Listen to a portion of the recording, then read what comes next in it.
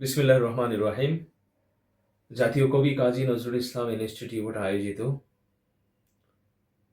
Principal Ibrahim Khan স্মরণ সভা অনুষ্ঠানের সম্মানিত সভাপতি,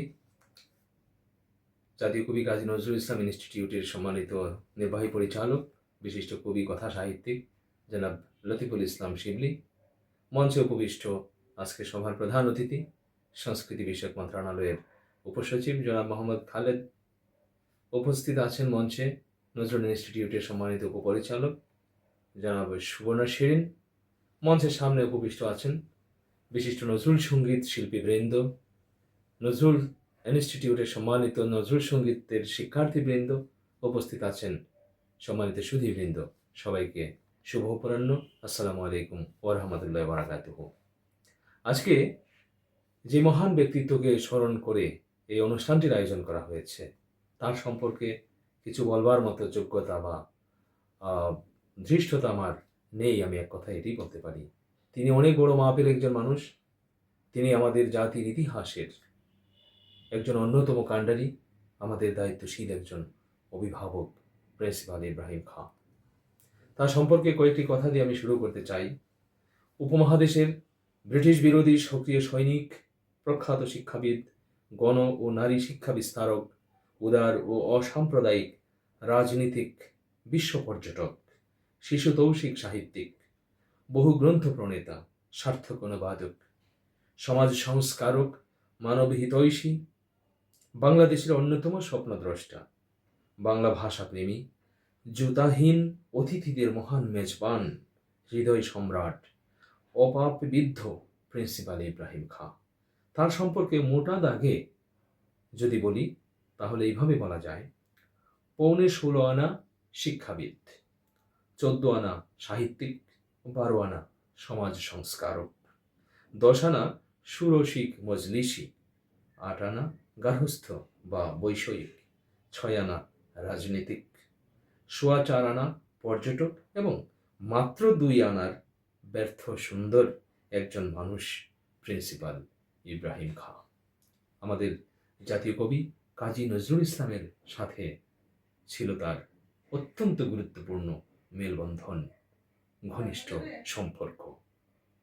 হালাল হতে পারে না, এটা প্রিন্সিপাল ইব্রাহিম খাঁর রিয়ালাইজেশন। তাই যেমন হালাল রুজি ছাড়া সন্তান সন্ততি ও সৎ খাঁটি মানুষ হিসেবে সমাজে প্রতিষ্ঠিত হতে পারে না, আর সৎ মানুষ ছাড়া দেশের মানুষ দেশ সার্বিক উন্নতির শিখরে আরোহণ করতে পারে না। কারণ বাবা মা হলেন সন্তানদের জন্য প্রধান স্থপতি এবং ফলবতী বৃক্ষস্বরূপ। কাজেই বিষ বৃক্ষ কোনোদিনও অমৃত সন্তান প্রসব করতে পারে না। এটাই মানব ও সমাজ বিজ্ঞানের চূড়ান্ত রায়। এগুলো প্রিন্সিপাল ইব্রাহিম খাঁ সাহেবের কথা, আমি জাস্ট পড়ছি। তারপরও নানারূপ সন্দেহে ভুগছিলেন ইব্রাহিম খাঁ সাহেব, ভাবছিলেন কি করবেন আর কি করবেন না। মনে হয় ওইসবের কোনো সদুত্তর না পেয়ে তিনি কাজী নজরুল ইসলামকে একটি চিঠি লিখতে বসলেন। সেই চিঠি আমরা জানি যে 1925 সালে তিনি একটি চিঠি লিখেছেন কাজী নজরুল ইসলামকে, এবং সেই চিঠির জবাব কাজী নজরুল ইসলাম দিয়েছেন প্রায় 2.5 বছর পরে 1927 খ্রিস্টাব্দে।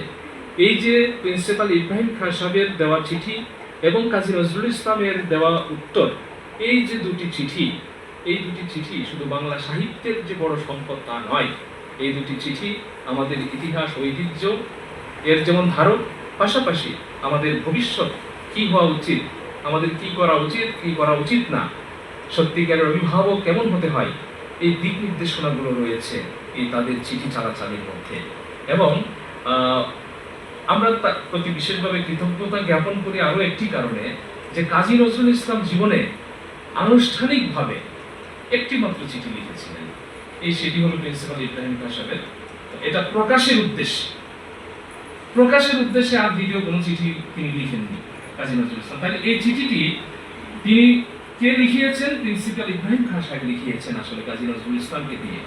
ওকে, এবং সেই চিঠি যে কত বড় সম্পদ, আমরা যতই পড়ি বারবার অভিভূত হই, শিহরিত হয় যে দুজনেই কত বড় দায়িত্বশীল অভিভাবক ছিলেন আমাদের সেই পরাধীন ভারতবর্ষে, যখন আমরা পর্যদস্ত, আমাদের কোনো আশা নাই, সব কিছু পণ্ড হয়ে গেছে, ভাষা দুর্বল, কথা বলা দুর্বল, দাঁড়ানো দুর্বল, বাঁকা হয়ে দাঁড়াই, মতো হয়ে থাকি, হ্যাঁ, পড়াশোনা করি কেরানি হওয়ার জন্য, সব কিছু শেষ আমাদের। সেই সময়ে এই দুইজন আমাদের বড় দায়িত্বশীল অভিভাবক হিসাবে আবির্ভূত হয়েছিলেন। এখানে তো তিনি যে চিঠিটি দিয়েছিলেন কাজী নজরুল ইসলামকে, সেই চিঠি থেকে আমরা যদি একটুখানি দেখি, উদ্ধৃত করি, তো আমরা দেখবো যে তিনি শুরুটাই করেছেন ভাই নজরুল ইসলাম, ভাই সম্বোধন করেছেন। কাজী নজরুল ইসলাম কিন্তু প্রিন্সিপাল ইব্রাহিম খাঁর চাইতে 5 বা 6 বছরের ছোট ছিলেন। ইব্রাহিম খান নিজে অনেক জায়গায় লিখেছেন যে তার জন্ম সালটা হচ্ছে 1895 সাল, কিন্তু আমাদের বই পুস্তকে বিভিন্ন জায়গায় 1894 সালও লেখা আছে। তো একটি জায়গায় তিনি স্মৃতিচারণ করেছেন এইভাবে যে আমি ডক্টর মোহাম্মদ শহীদুল্লাহর চাইতে 10 বছরের ছোট। তো ডক্টর মোহাম্মদ শহীদুল্লাহর জন্ম হলো 1885 সালে, তো সেই হিসাবেও প্রিন্সিপাল ইব্রাহিম খান জন্ম হয় আসলে 1895। তো 95 যদি ধরি তাহলে নজরুলের হচ্ছে 1899, 4 বছর বা 5 বছরের বয়সে তিনি বড় ছিলেন, এবং পাশাপাশি তিনি প্রিন্সিপাল। তো প্রিন্সিপাল হিসাবে তিনি যে পত্রটি কাজী নজরুল ইসলামকে দিয়েছিলেন, সেই পত্রে তিনি অনেকগুলো আবদার করেছিলেন কাজী নজরুল ইসলামের কাছে, এবং অনেকগুলো দিক নির্দেশনাও দিয়েছিলেন যে কি করা উচিত এবং কি করা উচিত না।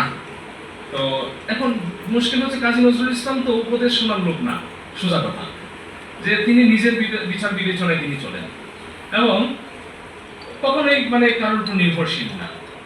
প্রিন্সিপাল ইব্রাহিম খান সাহেব যখন চিঠিটা পাঠালেন, সেই চিঠি কাজী নজরুল ইসলাম 2 বছর পরে সৌগাত পত্রিকা অফিসে একটা আড্ডার মধ্যে, সেখানে আবুল কালাম শামসুদ্দিন সাহেব ছিলেন, তারপর আবুল মনসুর আহমেদ ছিলেন, সেই রকম একটি আড্ডা, এবং সৌগাতের সম্পাদক নাসিরুদ্দিন সাহেব ছিলেন, সেই রকম একটি আড্ডায় তিনি বললেন যে আমাকে তো জনৈক প্রিন্সিপাল সাহেব, তখন দেখা হয়নি তাদের মধ্যে, প্রিন্সিপাল সাহেব একটা চিঠি লিখেছেন আমাকে 2 বছর আগে, কিন্তু আমি সেই চিঠিটি খুব যত্ন করে আমার কাছে রেখে দিয়েছি।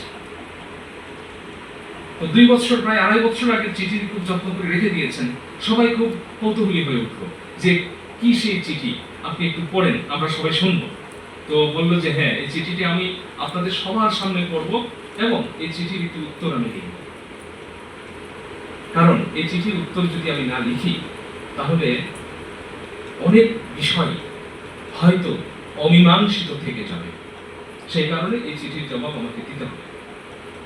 তো প্রিন্সিপাল ইব্রাহিম খান সাহেব নজরুলকে বাংলার রুমি, হাফিজ তাদের সাথে তুলনা করেছেন। তিনি বলেছেন যে এই আসনগুলো খালি পড়ে আছে, আমরা মাথা উঁচু করে দাঁড়াতে পারিনি, আমাদের কোনো সম্পদ ছিল না, আমরা আল্লাহর কাছে 1000 বছর আমরা মোনাজাত করেছি, আমাদেরকে তুমি একটি সম্পদ দাও, যে সম্পদ নিয়ে আমরা গর্ব করতে পারবো, যে সম্পদ নিয়ে আমরা মাথা তুলে দাঁড়াতে পারবো।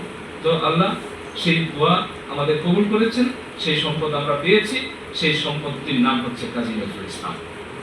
কিন্তু এই সম্পদটি যেন কোনোভাবে ক্ষতিগ্রস্ত না হয়, এর জন্য অপচয় না হয়। এই সম্পদের যে দায়বদ্ধতা, সেই দায়বদ্ধতার সবটুকুই যেন আপনি না, তুমি করে সম্বোধন করেছেন, আপনি না, যে তুমি যেন পুরোপুরি দায়িত্বটা পালন করতে পারো, সেই কারণে আমাদেরও অনেক দায়িত্ব আছে তোমাকে সহযোগিতা করার। যে আমি জানি যে তুমি প্রথম কষ্ট পেয়েছো, বিরোধিতার মুখোমুখি হয়েছো তোমার কওমের দ্বারা, মুসলমানদের দ্বারা, এবং সেই সময়টিতে তোমাকে আমাদের প্রতিবেশী সনাতন ধর্মের হিন্দুরা, তারা তোমাকে যথেষ্ট সহযোগিতা করেছে, যথেষ্ট সাহস জুগিয়েছে, কিন্তু সেই সময়টিতে আমরা তোমার পাশে সেইভাবে দাঁড়াতে পারিনি। কিন্তু তাই বলে তোমার হতাশ হওয়ার কোনো কারণ নেই। আমি প্রিন্সিপাল ইব্রাহিম খান সাহেব আছি, আবুল মনসুর আহমেদের মতো লোকেরা আছে, শামসুদ্দিন সাহেবের মতো লোকেরা আছে, নাসিরুদ্দিন সাহেবের মতো লোকেরা আছে, সবাই তোমাকে অভিনন্দন জানিয়েছে এবং তোমার পাশে দাঁড়িয়েছে সবাই। যে মুসলমানদেরকে অনেক দোষ দেওয়া যাবে, তাদের অনেক সমস্যা আছে, কুসংস্কারে আচ্ছন্ন হয়ে গেছে তারা, সেই জায়গাগুলোতে তুমি কাজ করছো। কিন্তু একটি বিষয় আমাদের খেয়াল রাখতে হবে, দোষটা কিন্তু ইসলামের না, দোষটা হচ্ছে ইসলামকে যারা ঠিকভাবে বুঝতে পারছে না তাদের। সুতরাং ওই জায়গাটিতে আমাদের কাজ করতে হবে। তো এই কথাগুলো, বিভিন্ন কথা কাজী নজরুল ইসলামকে নিশ্চয় আলোড়িত করেছিল, কিংবা তিনি খুব জবাব দেওয়ার জন্য উদ্গ্রীব ছিলেন যে না, এই কথাগুলোর উত্তর দিতে হবে আমাকে। যদি উত্তর না দেয় তাহলে ভবিষ্যৎ হয়তো ভুল বুঝবে, ভবিষ্যতে যারা আমাকে নিয়ে লিখবে, আমাকে নিয়ে বলবে, তারা হয়তো সঠিক মেসেজটি পাবে না। কাজী নজরুল ইসলাম লিখলেন, অনেক কথাই লিখলেন। শুরুটা হলো এরকম যে শুনেছি যে আমাদের ৮০ বছরে নাকি স্রষ্টা ব্রহ্মার একদিন। তো আমি তো ওরকম স্রষ্টা না, কিন্তু ছোটখাটো স্রষ্টা, আমি সাহিত্য স্রষ্টা। সুতরাং আমার সময়টাও এইভাবে কখন যে কেটে গেল। প্রিন্সিপাল মহোদয় আমাকে চিঠি দিয়েছেন সেই ২ বছর আগে, ২.৫ বছর আগে, আর তার উত্তর লিখতে বসলাম আমি এখন। তাও এমন একটি সময় লিখতে বসছি যখন আমার জীবনের আয়ু ফুরিয়ে আসছে। খেয়াল করুন, ১৯২৭ খ্রিস্টাব্দে তিনি বলছেন, কাজী নজরুল ইসলাম বলছেন যে তার জীবনের আয়ু ফুরিয়ে যাচ্ছে। তার মানে মৃত্যু চিন্তা কিন্তু তার মধ্যে চলে এসছে, গভীরতা, গভীর দর্শন।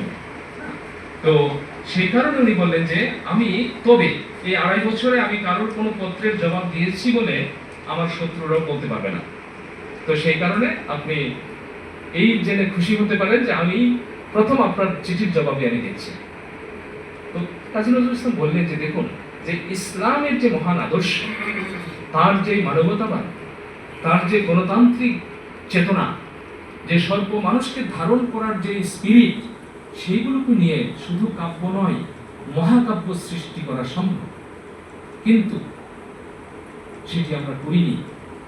যারা চেষ্টা করেছেন অনেক ক্ষেত্রেই তারা অবিচার করেছেন, সঠিক মূল্যায়ন, ইসলামের সঠিক স্পিরিট নিয়ে তারা কাজ করতে পারেননি। তারা কবিতা লিখেছেন কি রকম, আল্লাহ আল্লাহ বলো নবী বড় সার, মাজা দুলাইয়া হব ভব নদী পার।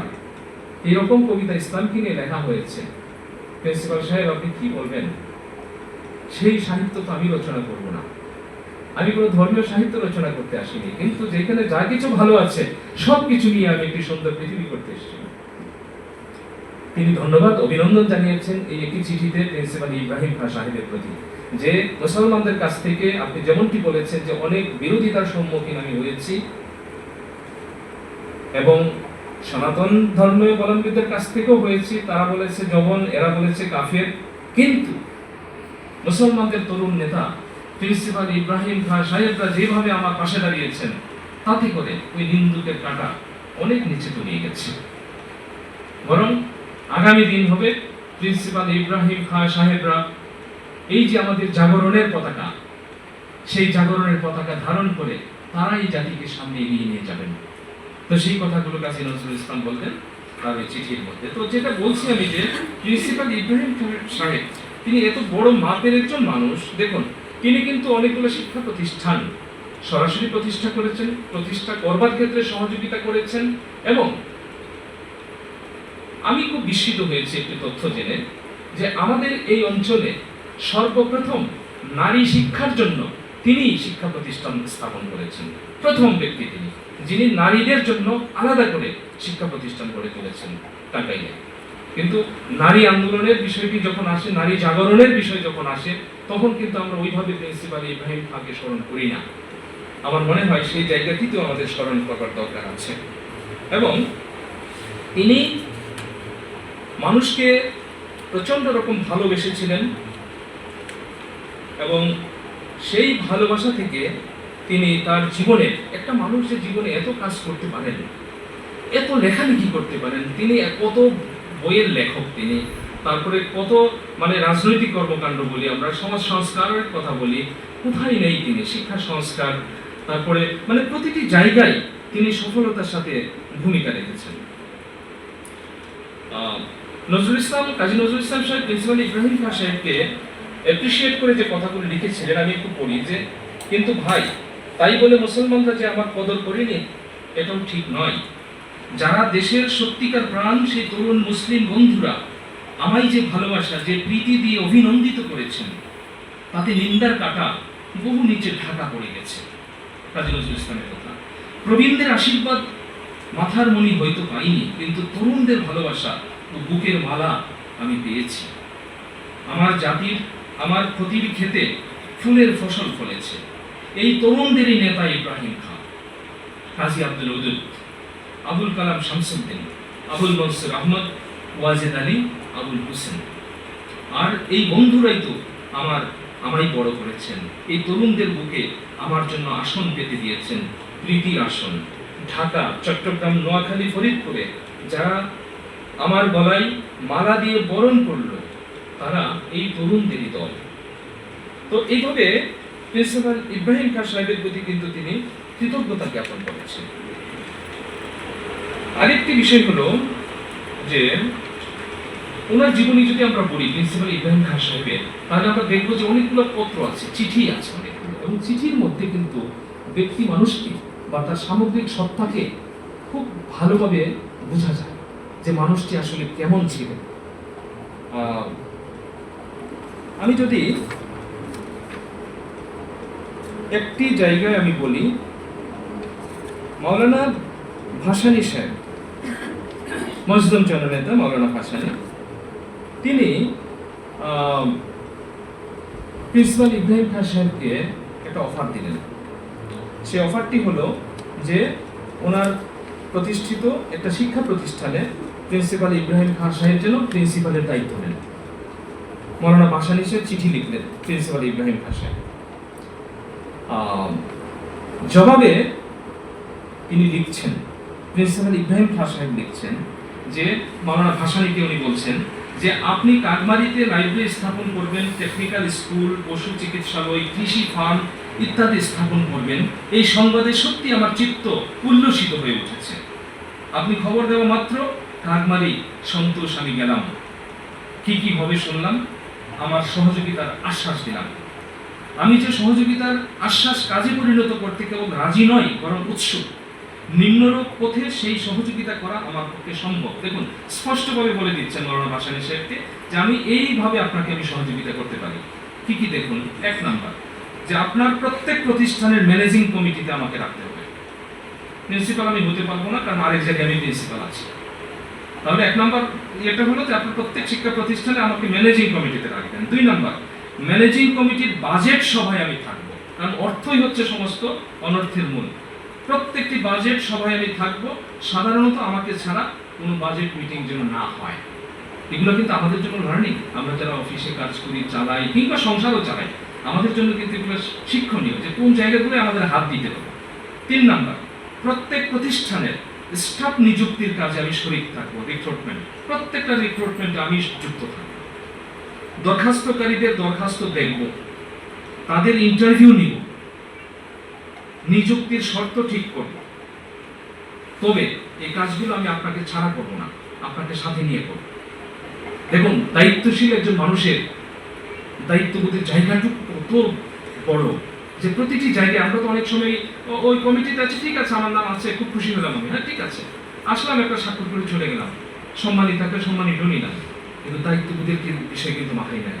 আর তিনি অফার পেয়ে কি দায়িত্ব পালন করতে পারবেন এবং কিভাবে করবেন সেইগুলো প্রিন্সিপাল ইব্রাহিম খান সাহেব মাওলানা ভাসানী সাহেবকে লিখিতভাবে জানাচ্ছেন। ওকে, এরপরে বলছেন যে ভুয়াপুর কলেজ আপনার কলেজ, আপনাকে নিয়ে সভা করি, সেই কলেজ স্থাপনের সংকল্প গ্রহণ করি। কলেজটি এখনো নিজের পায়ে দাঁড়াতে পারে নাই। আমি সেখানে অনারারি অধ্যাপক হিসাবে যখন সময় পাই পড়াই। এদিকে ঢাকাতে আমার নিজস্ব কিছু জরুরি কাজ আছে, তার জন্য ঢাকায় বেশিরভাগ সময় থাকতে হয়। কাজেই আপনার ওখানে কলেজের প্রিন্সিপাল পদ গ্রহণ আমার পক্ষে সম্ভব নয়। আশা করি আপনি তা উপলব্ধি করবেন, আমাকে মাফ করবেন।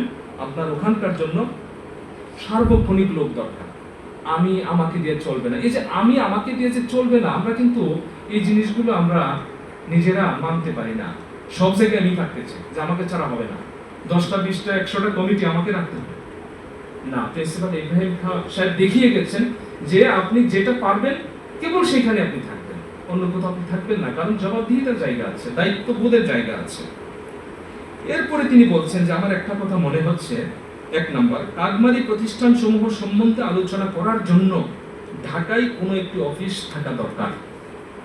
2, অফিসের জন্য একটি অফিস কামরা থাকা ভালো। 3, অধ্যাপক সাইদুর রহমান সাহেব। অধ্যাপক সাইদুর রহমান সাহেব হলেন বিখ্যাত একজন দার্শনিক, জগন্নাথ কলেজের প্রাক্তন প্রিন্সিপাল, এবং ওনার ছেলে হলো শফিক রেহমান। যাই দিনের শফিকুল রহমান। ওকে, অধ্যাপক সাইদুর রহমান সাহেবকে সেই অফিসের কাজে রাখা চলে, এটা রিকমেন্ড করছেন ভাসানীকে ইব্রাহিম খান সাহেব। এই জন্য ডিপিআই এর তরফ থেকে একটা অনুমতি থাকা দরকার, প্রসেসটাও বলে দিচ্ছে। তারপর তো এইভাবে তিনি কিন্তু দায়িত্ববোধের জায়গাগুলো একদম পরিষ্কার করে নিয়েছেন যে আমি এইভাবে আমি সাহায্য করতে পারি। আমি আরেকটা জিনিস আপনাদের সাথে শেয়ার করতে চাই, সেটা হলো যে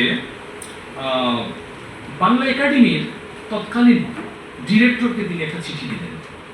চিঠির বিষয়বস্তুটা হলো যে বুখারী শরীফ বাংলায় অনুবাদ করার কাজে হাত দিয়েছে বাংলা একাডেমি। বুখারী শরীফ সেই আমলের কথা। তো প্রিন্সিপাল ইব্রাহিম খান সাহেব বাংলা একাডেমির ডিরেক্টরকে লিখলেন যে আপনারা যেভাবে এটা অনুবাদের কাজে হাত দিয়েছেন, আমি শুরু থেকে কিছু দেখতে চাচ্ছিলাম যে অনুবাদটা কেমন হচ্ছে, সঠিক বাংলায় মানসম্মত বাংলায় অনুবাদ হচ্ছে কিনা। কারণ এই অনুবাদ পড়বে আলেম ওলামারা পড়বে না, কারণ আলেম ওলামারা আরবি জানে। এই অনুবাদ পড়বে বাংলা ভাষায় যারা পণ্ডিত, যারা আধুনিক শিক্ষায় শিক্ষিত, তারা পড়বে এই অনুবাদ। তারা যদি সঠিক বাংলা না দেখে তাহলে কিন্তু তারা মুখ ফিরিয়ে নিবে, এই অনুবাদ তারা পড়বে না এবং সরকারের অর্থের অপচয় হবে শুধু। তিনি বাংলা একাডেমির ডিরেক্টরকে লিখছেন যে তর্জমায় এতগুলো টাকা ব্যয় করার পর সরকার এই কাজ দ্বিতীয়বার করবার আর চিন্তা করবে না, কারণ দেখবে যে পাঠকরা পড়ে না। তারপরে হচ্ছে বাজারে বাংলা একাডেমির দুর্নাম হবে, এতে টাকা নষ্ট হবে এবং এই ধরনের কাজে আর সরকারও এগিয়ে আসবে না। বাংলা একাডেমির প্রকাশিত অন্যান্য বই সম্বন্ধেও মানুষের নেগেটিভ ধারণা তৈরি হবে যে বাংলা একাডেমি থেকে বোধহয় এরকমে বাংলা বের হয়। ঠিক আছে, তার মানে দেখুন যে বাংলা একাডেমি একটা আরবি বইয়ের মানে বুখারী শরীফের হাদিস গ্রন্থের সিহাসিত্তার যেটা প্রধান বই, সেটা বাংলা অনুবাদ করবে, কিন্তু অনুবাদটা কেমন হবে প্রিন্সিপাল ইব্রাহিম খান সাহেব নিজ দায়িত্বে তিনি অ্যাডভাইস করছেন, দিক নির্দেশনা দিচ্ছেন যে এইভাবে না এইভাবে। কারণ কাজটি বাংলা একাডেমির একার কাজ না, এটি সবার কাজ। বাংলা একাডেমির যদি দুর্নাম হয় তাহলে সবার দুর্নাম হবে। এই অনুবাদ যাদের জন্য, তারা যদি এটা না পড়ে তাহলে টোটাল কাজটি ব্যর্থ হয়ে যাবে। এই যে বিষয়গুলো, এই বিষয়গুলো কিন্তু আমাদের জন্য, আমরা যারা কাজ করি আমাদের প্রত্যেকের জন্য কিন্তু এগুলো হচ্ছে শিক্ষণীয় ব্যাপার, একদম শিক্ষণীয় ব্যাপার। এখন আসি ওনার ব্যক্তিগত জীবনে, যে ওনার মেয়ে খালেদা হাবিব, না মোসাম্মদ খালেদা হাবিব ওনার মেয়ে ছিলেন এবং উনি মরহুম সাবেক সংসদ সদস্য। তো করাচিতে তিনি একটি সরকারি দায়িত্ব পালন করতে গেছেন প্রিন্সিপাল ইব্রাহিম খান সাহেব। সেখানে গিয়ে তিনি তার মেয়েকে চিঠি লিখছেন যে দেখুন মেয়েকে চিঠি দিচ্ছে, হ্যাঁ, এবং সেগুলো দিক নির্দেশনামূলক। এই যে সন্তানের প্রতি বাবার যে দায়িত্ব, হ্যাঁ, সেগুলো স্পষ্ট করে বোঝা যাচ্ছে যে নিজের মতের আদান প্রদান করছে মেয়ের সাথে, গল্প হচ্ছে, চিঠির ভাষায় গল্প হচ্ছে। লিখছেন যে দোয়াবাদ, খোদার ফজলে নিরাপদে পৌঁছেছি। কারণ মেয়েরা বাবার জন্য বেশি টেনশন করে, বাবা ঠিকভাবে পৌঁছালো কিনা, ঠিকভাবে ঘরে ফিরলো কিনা। তো উনি লিখছেন যে খোদার ফজলে নিরাপদে পৌঁছেছি, প্রেস কমিশনের কাজে এখান থেকে যাব লাহোর, তারপরে পেশোয়ার, তারপর রাওয়ালপিন্ডি, কুয়েটও যেতে পারি। কুয়েটাই এখন বরফের বাহার, কখনো কখনো ঘর বাড়ি, রাস্তাঘাট, বন উপবন, পাহাড় পর্বত বরফের চাদর গায়ে দিয়ে দিনমান ঘুমিয়ে থাকে। কাজে এখনো হাত দেই নাই, কাজের মধ্যে ডুব দিলে দুনিয়ার বাকি ঝঞ্ঝাটের কথা ভুলে যাই। তাহলে কাজ কেমন করতে হবে? একেবারে নিরুপদ্রব। যখন কাজে ডুবে যাচ্ছেন তখন দুনিয়ার সবকিছু তিনি ভুলে যাচ্ছেন। অবসর পেলেই নানা চিন্তা মনে আসে। আজ কি জানি কেন সবচেয়ে বেশি মনে পড়ছে আমার মহাবিদ্যালয়ের কথা, এই যে করটিয়া সাদত কলেজ, এগুলোর কথা। হ্যাঁ, মনে হয় সময় হয়ে গেছে। ওপারের তরি, এটি মৃত্যু চিন্তা। ওপারের তরি বুঝি ঘাটে এসে নোঙর পড়েছে, যে কোনো সময় ডাকতে পারে। সেই ডাক আসা মাত্র যাতে আমি নির্বিঘ্নে যেতে পারি, তার জন্য আমার তৈয়ার হওয়া দরকার। কোনো জঞ্জাটে তোমরা আর আমাকে বেঁধে রেখো না। আমার শেষ শয্যার পাশে তোমরা বসবে, এই দুনিয়ার হিসাব নিকাশের কথা শুনে রাখবে, এই ভরসা মনে পোষণ করো না। হয়তো বাড়ি হতে বহু দূরে, হয়তো হাওয়ার উপরে, হয়তো দরিয়ার জলে, হয়তো ভিনদেশি কোনো অজানা শয্যায় আমার শেষ নিঃশ্বাস হবে। হয়তো বা বাড়িতেই থাকবো, একদা ঘুরে উঠে দেখবে আমার যে দুয়ার রোজ রাত 4টায় খুলে, তার মানে তাহাজ্জুদ করতেন, রোজ রাত 4টায় খুলে সেই দুয়ার খুলে নাই। আমার হাত দিয়ে যে দুয়ার আর কোনোদিনই খুলবে না। পেয়ালার চা আমার প্রতীক্ষায় থেকে থেকে হিম হয়ে যাবে আমার ধমনীর রক্তধারার মতো। ব্যারিস্টার এ রসুল, লর্ড সিংহ, কামিনী দত্ত, এরা সবাই তো এই পথেই গেছেন। এই দুনিয়ায় কেবল ঋণের পরিমাণই বাড়িয়ে চললাম। কত জায়গায় গেলাম, কত মানুষের কাছে কত আদর, কত স্নেহ, কত প্রীতি, কত অবিস্মরণীয় বন্ধুত্ব পেলাম, তার অন্ত নাই। কিন্তু কেবল কি মানুষের কাছে ঋণ? ফুল দিল গন্ধ, গাছ দিল ফল, পাখি দিল গান, মলয় দিল স্নিগ্ধ পরশ, নদী তরঙ্গের মাদল বাজিয়ে বয়ে নিল আমার তরি। আকাশ, মহান আকাশ, সে তার নীলিমার অঞ্জন মেখে দিল আমার চোখে। চাঁদ দিল জ্যোৎস্না, সূর্য দিল আলো, তারারা ফুল হয়ে আকাশে ফুটে দিল আনন্দ, দিল কত বিস্ময়। দেখুন, তিনি প্রত্যেকটা সৃষ্টির কথা স্মরণ করছেন যে প্রত্যেকেই তো আমাকে কোনো না কোনো ভাবে সহযোগিতা করেছে। প্রত্যেকেই, মানুষ থেকে শুরু করে পশু পাখি, প্রাণী, অপ্রাণী, বস্তু অবস্তু, সবাই কোনো না কোনো ভাবে আমাকে সহযোগিতা করেছে। তাদের প্রত্যেকের কাছে আমি ঋণী। এই সব ঋণ আমি কি করে শোধ করব? তারপরে বলছেন যে তারপরে আল্লাহ যখন আমাকে জিজ্ঞাসা করবে যে তোমার হিসাবের খাতাটা দেখাও, তো আল্লাহকে আমি বলবো যে আল্লাহ, এই হিসাবের খাতা দেখলে তুমি নিজেও লজ্জা পাবা, আমিও লজ্জা পাবো, তার চেয়ে ভালো এই হিসাব নিও না। তখন আমার মনে হলো যে কাজী নজরুল ইসলামের সেই গানের কথা, রোজ হাসরে আল্লাহ আমার করুণা বিচার, বিচার চাহে না, দয়া চাহে এই গুণাগার। ঠিক একই ধারার মানুষ দুইজন, একই ধারা। এবং এই যে ধারাটি, আমি আর কথা বাড়াবো না, আমার মনে হয় যে ঘুমের হতে পারে আপনাদের, আর কথা বাড়াবো না। তো এই যে দেখুন, আমাদের যেটা সংকটটা যেটা, সেটি হলো যে আমরা এই যে লিগেসি, এই লিগেসিটা আমরা কিন্তু ধরে রাখতে পারি না। প্রিন্সিপাল ইব্রাহিম খান সাহেব কে ছিলেন, কাজী নজরুল ইসলামের সাথে তার কি সম্পর্ক ছিল, বা তার যে কন্ট্রিবিউশন গোটা জাতির প্রতি, দেশের প্রতি, মানবতার প্রতি, সেগুলো কিন্তু আমরা ঠিকভাবে আমাদের প্রজন্মের কাছে আমরা তুলে ধরতে পারছি না। আমি জানি না পাঠ্যপুস্তকে এখন প্রিন্সিপাল ইব্রাহিম খান সাহেবকে কতটুকু পড়ানো হয়। তার যে শিশুতোষ যে গ্রন্থগুলো আছে, তার যে ভ্রমণ কাহিনীগুলো আছে, তার যে গল্পগুলো আছে, তার যে ইতিহাস ঐতিহ্যের বইগুলো আছে, সেইগুলো কিন্তু পাঠ্যপুস্তকে আবশ্যিকভাবে থাকা দরকার, বেশি বেশি করে থাকা দরকার। ওনার একটি বই আছে, সেটি হলো ইতি কাহিনী। ইতি কাহিনী মানে হলো ইতিহাসের কাহিনী। এই বইটি পাকিস্তান আমলে স্কুলে পাঠ্য ছিল। ইতি কাহিনী ইংরেজিতেও ছিল, বাংলায়ও ছিল। এই বইটি আমি ছোটবেলায় সংগ্রহ করলাম, ওনার সোনার হরফে লেখা নাম। এই গল্পটা পড়ার পরে খুঁজে খুঁজে বের করলাম যে প্রিন্সিপাল ইব্রাহিম খান সাহেবের আর কি কি বই আছে, তার মধ্যে এটি একটি ইতি কাহিনী। এই বইটি আমি এখনো আমার খুব কাছাকাছি রাখি, আমি খুব কাছাকাছি রাখি। এখন আমার গাড়িতে আছে ইতি কাহিনী। এই গল্পগুলো শুধু মুসলমানদের গল্প না, এই গল্পগুলো সবার গল্প। আমার আপনার সন্তানকে আমরা ভালো খাবার দিতে চাই, ভালো কিছু, ভালো কাপড় পরাইতে চাই, কিন্তু ভালো চিন্তা তাদের সামনে আমরা কিন্তু খুব একটা দেওয়ার দায়িত্বটা আমরা বোধ করি না। ভালো বই তাদের সামনে দিতে হবে, এবং সেই ভালো বইয়ের অন্যতম লেখক, শ্রেষ্ঠতম একজন লেখক হচ্ছেন প্রিন্সিপাল ইব্রাহিম খান সাহেব। আজকে তার স্মরণ সভায় আমরা যদি এইটুকু অন্তত নিয়ে যেতে পারি যে আমাদের প্রত্যেকের ঘরে প্রিন্সিপাল ইব্রাহিম খান সাহেবের কিছু না কিছু বই আমরা রাখবো, এবং আমাদের শিক্ষা প্রতিষ্ঠানগুলোতে, আমাদের লাইব্রেরিগুলোতে আমরা কত কিছু তো আমরা ডোনেট করি, এই ডোনেশনের তালিকার মধ্যে আমরা বইকে রাখি। এবং সেই বই অবশ্যই আপনারা প্রিন্সিপাল ইব্রাহিম খান সাহেবের বইগুলো দেখবেন, যেমন সুখপাঠ্য, সকল বয়সের জন্য, বাচ্চাদের লেখা বইগুলো আমার পড়তে, আপনার পড়তে ভালো লাগবে, তাদের তো ভালো লাগেই। অসাধারণ বই একটি, সেই বই যেগুলো এখন হয়তো আউট অফ প্রিন্ট আছে অনেক বই, সেই বইগুলো যেন আমরা যথাযথ কর্তৃপক্ষের কাছে আমাদের আবেদন থাকবে যে বইগুলো যেগুলো আউট অফ প্রিন্ট, সেইগুলো যেন আবার বাজারে আনা হয়। কারণ আমি এখানে আসার আগে আমি একটু খোঁজ নেওয়ার চেষ্টা করেছিলাম যে ওনার প্রতিষ্ঠিত যে কলেজ, যে শিক্ষা প্রতিষ্ঠান, বা ওনার নামে যে শিক্ষা প্রতিষ্ঠান, যে প্রিন্সিপাল ইব্রাহিম খান সরকারি কলেজ, সেই প্রতিষ্ঠানগুলোর লাইব্রেরিতেও নাকি প্রিন্সিপাল ইব্রাহিম খান সাহেবের বইপত্র নাই।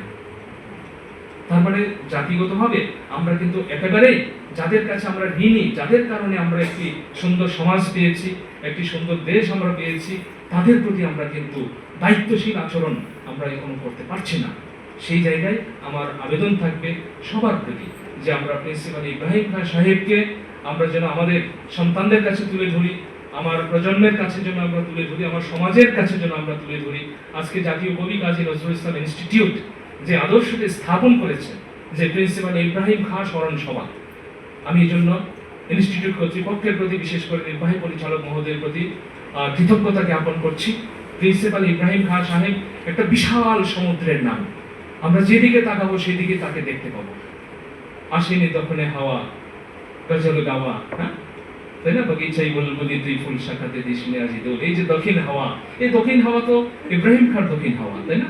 জানি তো আমরা সবাই নাকি, যে ধানমন্ডিতে যে বাড়িটি চারেরে, হ্যাঁ চারেরেতে যে দক্ষিণ হাওয়া বাড়িটি, এই বাড়িটি তো প্রিন্সিপাল ইব্রাহিম খাঁ সাহেব ওনার নিজের দেওয়া, নিজের বাড়ি দক্ষিণ হাওয়া। এই শব্দ নজরুল থেকেই আমার মনে হয় নেওয়া। তো আমি আজকে সম্মানিত শিল্পীরা যারা আছেন, তারা যদি এই গজলটা পরিবেশন করার সুযোগ থাকে তাহলে আমরা হয়তো একটু উপভোগ করতে পারবো। আমি এই বলে আমার কথা লম্বা করে ফেলেছি, ক্ষমা চেয়ে নিচ্ছি সবার কাছে। কিন্তু প্রিন্সিপাল ইব্রাহিম খাঁ সম্পর্কে আমার মনে হয় যে মানে শুরু হলো এখান থেকে, অনেক বড় পরিসরে আমাদেরই দায়িত্ব নিতে হবে আসলে। বন্ধু তুলসীর তোমারে দিয়াছি পতাকা মোদের বিংশ শতাব্দীর, এই একবিংশ শতাব্দীর পতাকাও কিন্তু আমাদের প্রত্যেকের হাতে। মানবতার পতাকা, মানুষকে ভালোবাসার পতাকা, সেই পতাকা নিয়ে আমরা ঝাঁপিয়ে পড়বো। একটা সুন্দর সমাজ নির্মাণে আমরা সবাই কাজ করবো। সবার প্রতি অনেক অনেক শুভকামনা। আসসালামু আলাইকুম।